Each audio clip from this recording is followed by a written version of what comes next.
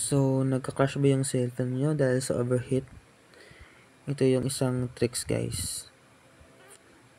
Para mawala yung pag-overheat or pagka-crash ng cellphone nyo. Punta lang kayo sa location. So, yun nyo. Ito, naka-off to. Yun nyo to. Yan. Tapos, pag-on nyo, punta rito sa Wi-Fi and Bluetooth scanning. So, naka-on to ngayon. Dapat naka-off to guys. So, gagawin nyo is off nyo tong dalawa. Ito yung first choice para hindi mag-crash yung mga laro nyo or di mag-overheat.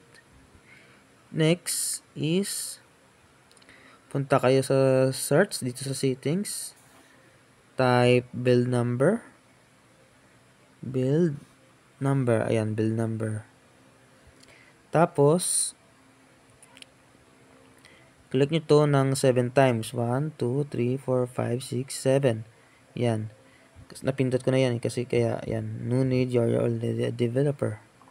So, pagkatapos nyan, back kayo. Tapos, punta saan nga ba yun? System settings. Yan, system settings. Hanapin nyo yung developer option. Yan developer option. Click. Yan. So, naka-on na yung developer option. Punta sa pinakababa.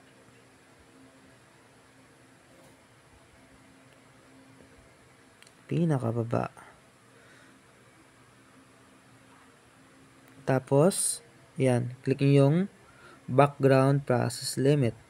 So, kanina is naka-standard limit sa. So, ngayon, click mo yung no background process. Ayan. Pag na-check mo na, ayan. Okay na yan.